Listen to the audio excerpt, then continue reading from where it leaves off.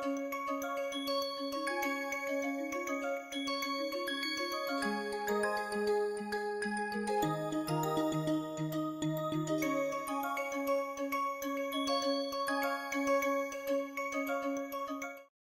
welcome students. We were discussing circular dichromosome spectroscopy, and in circular dichromosome spectroscopy we discussed the basics, what is the basic principle, what are the practical consideration, and where we can use circular dichromosome spectroscopy. So, today more emphasis is going to be determination of protein secondary structure using circular dichromosome spectroscopy.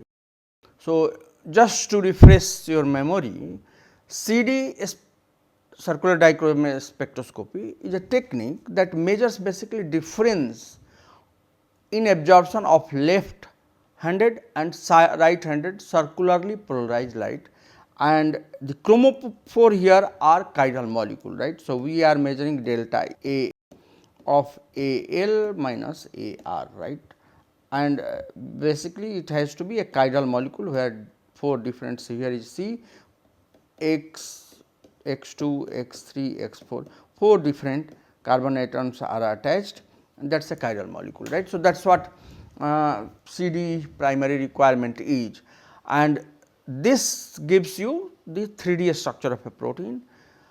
Especially the secondary structure, it is a very good technique for getting the secondary structure, like what kind of helix or sheet and how much helix and sheet are present in protein.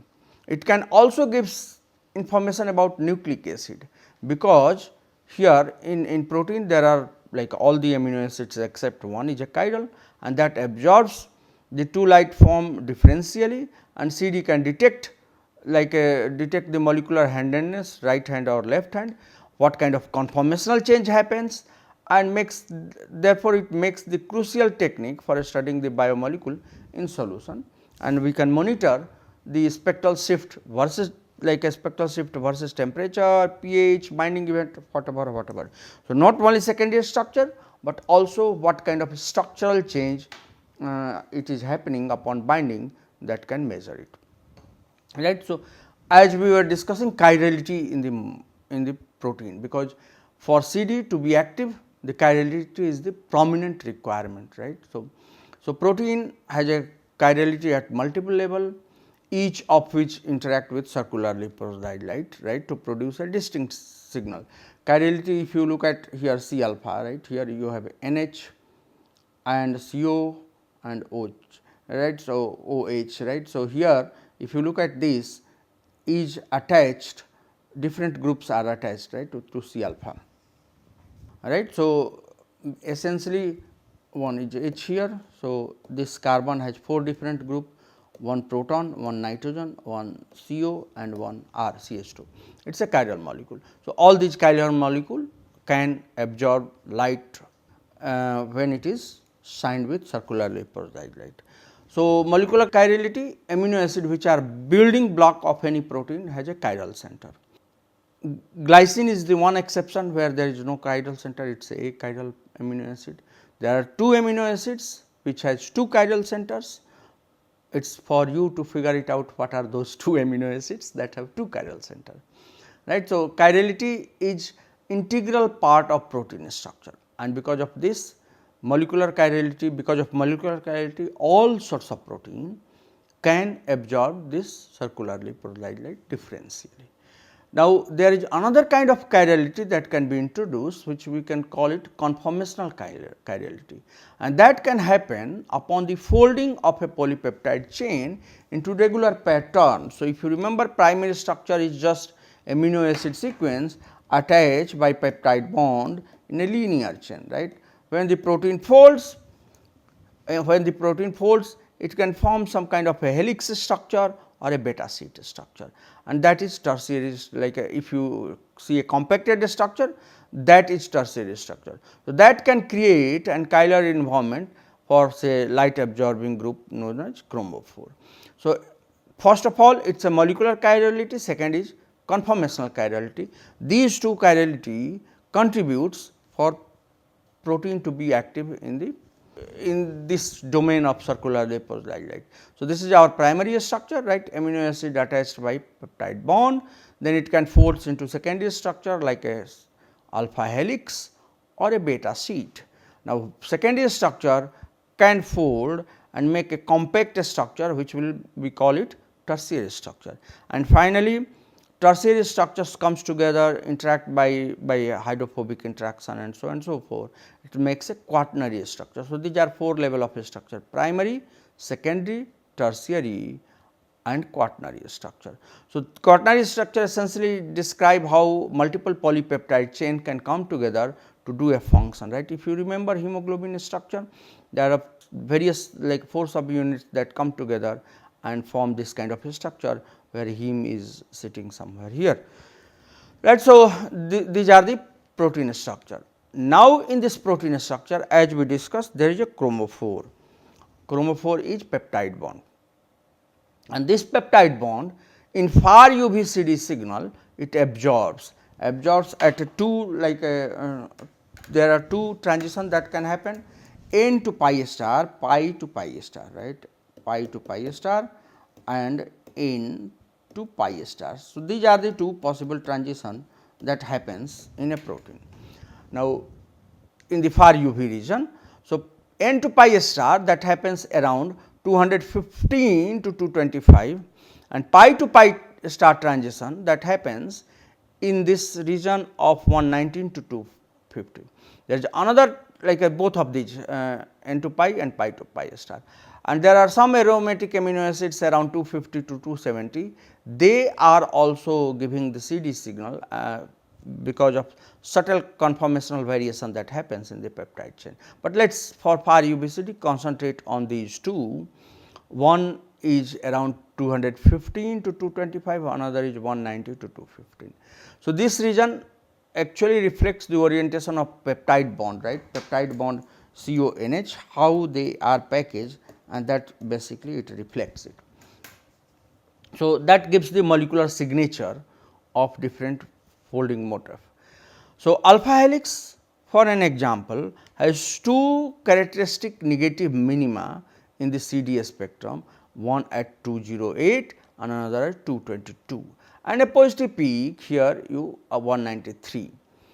These are the typical signature for alpha helix structure, 2 negative, 1 positive.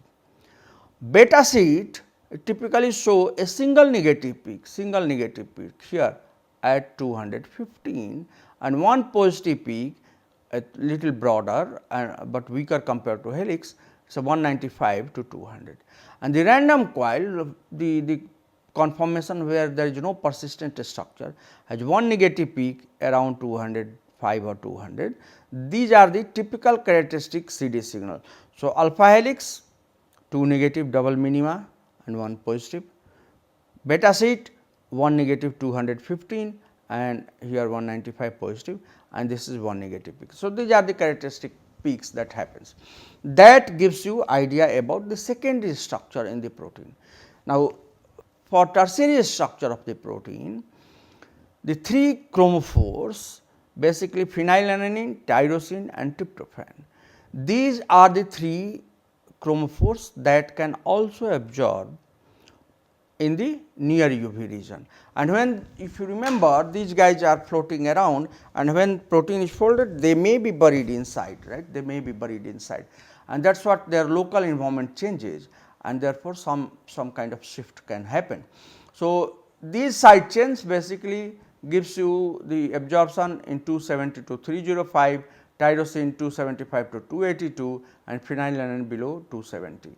Here one can see it, and this residue typically located both at the surface, sometimes it is buried inside the core, and these are the spectral feature that are sensitive to protein structure and protein folding. So, one can basically look at probe these absorption in this near UV signal to understand the folded protein environment. So, this can be used as a fingerprint for protein folding or folded environment, and when protein unfolds this basically gives you very minimal signal. So, aromatic side chain tryptophan, tyrosine and phenylalanine, they have a characteristic signal at 295 to 305, 275 to 282 and phenylalanine 255 to 270. They produce signal which is highly sensitive to the local environment. So, if there if there is a substantial structure, you see enough CD signal in millidegree. If there is no structure, they probably experience the same environment and therefore absorption goes down. So, one has to find it out folded versus unfolded. A well folded protein can have a distinct pattern in the near UV region and will show non-zero ellipticity, because aromatic residue are no longer in the rigid conformation. They are in the folded, they are in rigid conformation and the chiral environment. So, I was talking about conformational chirality 2 slides back, if you remember here. That is essentially coming when the protein folds. These amino acid phenylalanine, tyrosine, tryptophan basically are buried inside the protein core, and you can get a distinct near UV CD signal in the folded protein compared to unfolded protein, right. So, that is what is because of chiral environment they are giving the signal. Now, with this basic knowledge, you have a distinct pattern in far UV for secondary structure, have a distinct pattern if the protein is folded in the near UV region. So, one can find it out the secondary structure estimation, just isolate a protein and run the CDA spectrum in the region of 190 to 250. Researcher can quantify what is the percentage of helix, sheet, random coil. Similarly, one can get the signature of tertiary structure in 250 to 320 region, that is sensitive to the fingerprint region, and it gives idea about protein tertiary structure.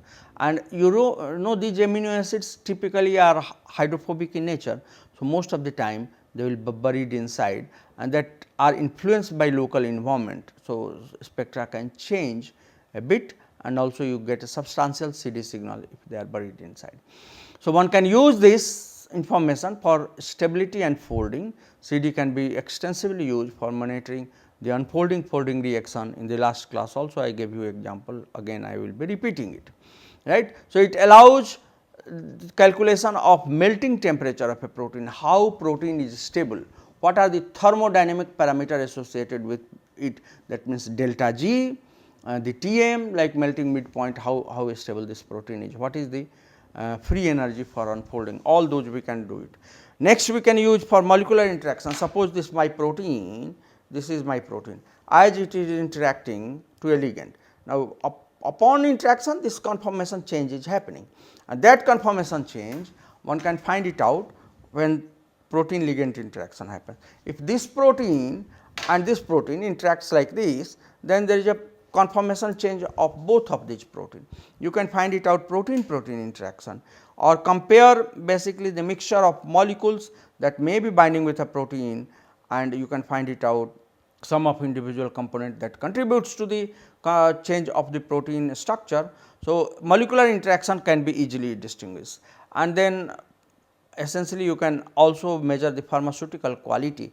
So, this tool can be critical quality assessment tool for like accessing the lot to lot consistency of a biosimilar or bioequivalent in biopharmaceutical industry. So, CD is important technique. How do you analyze essentially, right? So, you get a CD signal coming because your protein is having some structure, but can we deconvolute this structural content? Now, quantitative estimation can be done. There are some software which has developed over the year, and this algorithm basically can deconvolute the CD spectrum and find it out percentage of helix, sheet and coil. So, it is nothing but solving a multi-parametric equations. We know that like from the database we know of some of the protein which structure is solved, and you calculate the CD signal and you find it out. This is the way CD signal will be interpreted, and that is the feed for the software this to work, right. So, already previous knowledge helps in delineating the future project that we are dealing with. So, one of the popular software that it does is called BASTEL. It is an advanced algorithm which is specialized in distinguishing between parallel and anti-parallel beta seed, even account for standard twist. There are another software like a Dichrome Web, it is a widely used web server for secondary structure determination of reference database. Now, BASTEL is also used for industrial purpose. So, other software like a Continental, Cellcon3, CDSSTR, these are some of the software that are used for deconvoluting the spectrum. So, how do we do that secondary structure prediction? So, what we essentially get is say this kind of a spectrum, right. So, this is all CD spectrum, and suppose here is my folded protein hemoglobin 76% folded. So, you see lots of CD signal. If you take insulin, it is a 54% helix and 8% beta seed, CD signal decreasing. If you take chymotrypsin, it is a like a 11% helix. So, you see CD signal has decreased here, 32% beta seed was there, and this convalescent 0% helix, only beta seed. So, you see a different kind of profile. So, these profiles for many of the proteins are known. Now, this is our input, like this is the basis on which our algorithm works, right. So, success of CD structure fitting is predicted on the observed spectrum that is coming from these from different motifs within the protein. To get the quantitative answer specifically better than an experienced spectroscopy can provide just with high, like if you bring this kind of a spectrum, I know that this is dominantly helix, here helix is less, and if you bring something like this, we know that this is not helix, right, this is mostly random coil peptide. So, a spectroscopist can find it out, but suppose you are a new and you have a mixture of this protein, then you have to use some of those software that we told about. So, this is the based on the reference set and algorithm that has been collated, the protein circular dichromosome data bank and the Dichrome Web has the repository for such secondary structure determination. Now, experienced person can do it, but a new person can use this software, and as I was saying, this software is using this database. So, database making is very important. Now, it is also known that if you go, it has been long accepted that further down in wavelength one measure, the more accurate type of the backbone structure can be predicted and extracted from the CD. So, if we truncate suppose a spectrum of 210, we do not know how the features that are appearing here. So, sometimes it is good to go even down in the wavelength if your experimental condition permits, and in the last class I had talked about what kind of experimental consideration that you have. So, some of the recent Bayesian analysis has reinforced the value of collecting data up to 190, because you see 190 has a important features here. So, if you truncate at 200 or 205 or 210 because of some problem with HT voltage or your some chromophore that are there in the buffer, then we are only collecting the limited information. If you want to get more, you have to go up to 190, right. So, that can be extracted, and yeah. So, collection of helical structure, collection of sheet and others can be even, we need to go sometimes even lower, as low as 175. So, collecting good data is very important for this software to be successful. Now, then what do you do? How do you do the structure prediction? Essentially, you have to use some of those curve fitting program. So, self organizing map or structure fitting program that enables basically users to interrogate the output and identify with respect to reference what kind of secondary structure present. So, basically this kind of analysis is to like a qualitatively estimates the secondary structure that are present in the protein, and one can even look at if it is not coming correctly, what could be the source of say anomaly. So, let us take an example of lysozyme, right. Lysozyme is unfolded completely at 100 degree, right, but a straightforward fit program using this algorithm suggests that it increases the beta sheet content. So, you remember lysozyme is a protein that has some structure, right, alpha helix, like if you remember in the last slide. No, it is a chymotrypsin, not lysozyme, but lysozyme is a protein which is at 20 degree, essentially this spectrum we have, right. If you look at, there is a substantial helix sheet that we can see it. Now, if you go to 100 degree by unfolding, you see this kind of a spectrum. And now, if you compare this spectrum with the previous that we had looked at, some of these beta sheet protein, right, this kind of, here you see there are 215 negative, right, and 195 positive. If you just go back, so at 100 degree it looks like there is a substantial beta sheet, but it is a completely unfolded in case of. So, how there is some prediction software may not be saying correct value, it says that 100 degree it is a beta sheet, but you know we from common sense we can say that protein is more or less denatured. So, there is should be random coil experiment, but it has predicted you the increase in the beta sheet content from 16 degree or room temperature to 34 degree the at 100 degree, how the beta sheet can increase, right. And like a beta sheet can increase if say lysozyme is forming amyloids, but in this case there was no amyloid formation, right. So, but what could be happening? So, basically what happens that many times if your protein is denatured, denaturation, if you remember your Ramachandran plot, denaturation does not mean that it is a random coil completely.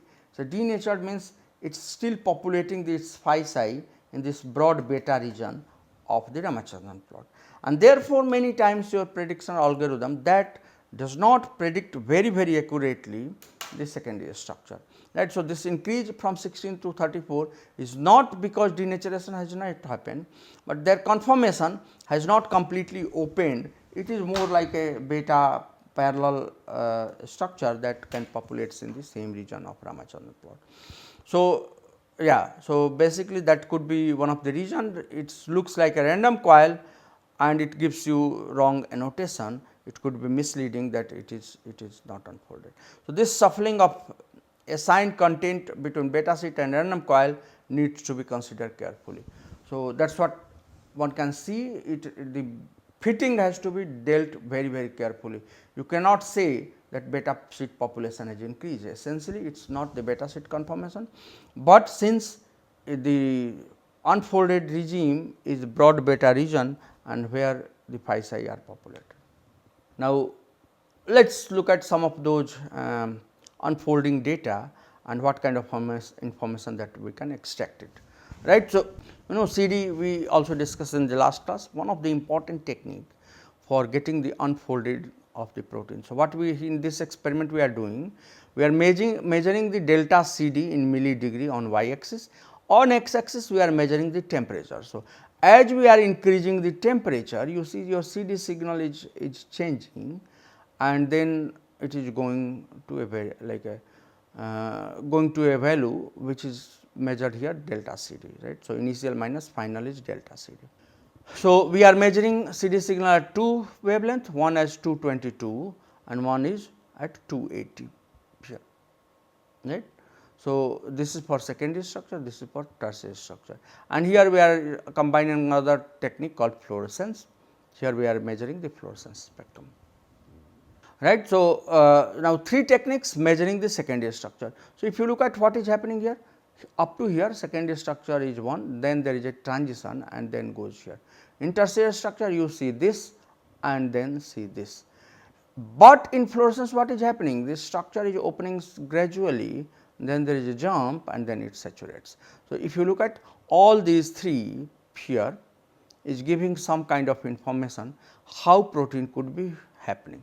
So, tryptophan fluorescence tells about the location of tryptophan, right, in alpha lactoalbumin. It folds in two phases, one phase here and then another phase here. First phase slow and second phase from 55 to 65 it unfolds. Like in light of fluorescence data, the aromatic CD signal which is relatively noisy, you can see here the transition is happening in this case. Relatively probably telling the same story. It is not so nicely opening here gradually, but here it jumps and saturates it, right. So, now at 222 if you look at what is happening at 222, gradually this was opening and then continuously it is opening. So, it says the 220 unfolds in a single concentrated step like this and like this from 55 to 65. At the same time, as the environment of tryptophan is exposed, exposed to water, the fluorescence is showing. So, basically if you combine secondary structure by measured by far UVCD, tertiary structure measured by near UVCD and fluorescence, it tells you the detailed events that could be happening, and that is what one can combine all of these technique to understand the protein folding, right. Also we had discussed about how the protein structure changes in the lipidic environment. One can find it out. This is the heating experiment, guanidinium hydrochloride and urea, one can find it out. So, one need to take care of what information is being displayed in the CDA spectrum when we do these experiments and carefully analyze it, right. So, let us look at one more example, identification of unfolded domain in a protein. Here the lysozyme, again the same protein we were talking about, 0 degree, then 30 degree, 40 degree and all those here in one structure, and then there is a jump and we are going into 80 degree, 90 degree, 100 degree and so on and so forth. So, here there is a jump of the protein. So, it illustrates relatively sharp transition happening from fully folded state to fully unfolded state. So, if you deconvolute, what we get 39% helix and 16% beta sheet, and when you go to largely unfolded domain 11% helix and 11% beta sheet, right. That is what we see in case of lysozyme unfolding. Now, if we take another protein, Streptococcus protein G, you what will you here PG, like we are doing the analysis of say ligand binding LL. So, increasing number of silica binding peptide, that is L, and one can see what kind of changes happen. Only PG is here, then PG plus L, and this is the saturating, right. So, if we keep increasing L, it says that structure is changing upon the ligand binding. So, more quantitative analysis indicates that peptides are unfolded and few are N terminus residue of the protein. So, that is what one can see, protein structure is getting loosened once it binds to the peptide. So, this kind of information, the protein folding, protein stability, what kind of structural change happens if ligand is binding, one can find it out. Now, we can take a third example of neutrophil granule myeloperoxide. You look at this one, right, here is the structure. So, it is a myeloperoxidase is an important glycoprotein which plays role in neutrophil mediated immunity. This is an important protein. If you look at the structure, what do we find here? Essentially like a if we find here like there is a black red, you see mostly not so much structure, but little bit of structural element is there, right. It binds to indoglycoside H, right. This is a structure of this, right. It does not have much structure, this is has a some helix and mostly random coil kind of structure. But when both of these N-MPO and EH are added, you see a structure like this, and when you N-MPO EH minus EH you subtract, this is the structure.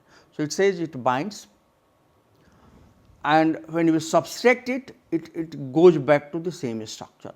So, interestingly you can say here binding is happening, but not much structural change is happening, right, not much structural change is happening.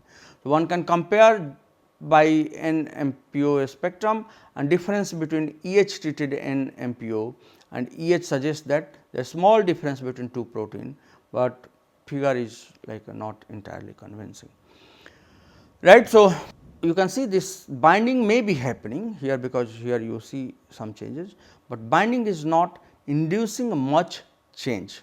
So, one can what we can do? We can do the like a heating experiment to look at what happens in the stability of protein. So, you can build like a your NMPO is much more stable, it begins melting at 72, when untreated NMPO began to melt at basically 60 degree. So, melting experiment can be done by measuring the full wavelength scan, and you can see the binding is bringing stability or de-stability of the protein. Structural perturbation not much happening, but binding one can find it out. Right. Similarly, you can have the application in biopharma. Biopharma, you know, most of the time in Indian especially biosimilar one has to see. So, biosimilar products are usually different company attempts to produce biopharmaceutical that is highly similar. So, that is a biosimilar in another already approved biological medicine which patent has to be expired. So, just making the copy of approved drug, that is the biosimilar. So, unlike a small generic drugs, biosimilarity requires lots of assessment, and you use various orthogonal technique to find it out. It is not only primary structure, but secondary structure, tertiary structure, and that is collectively called HOS. Even quaternary structure has to be shown. So, comparison of far UVCD generally tells about a good it is a good indicator about the secondary structure, that is changing or not changing. You can combine that with a near UVCD and find it out how much similar or dissimilar aromatic amino acids are. So, secondary structure, tertiary structure both can find it out the structural perturbation that may be happening of exhibit batch versus RLD, reference listed drug batch, and that can robustly establish the HOS for the biosimilars. That is how we show one of the example in biopharma industry. We will continue our discussion in the next class. So, let us stop it here. Thank you very much.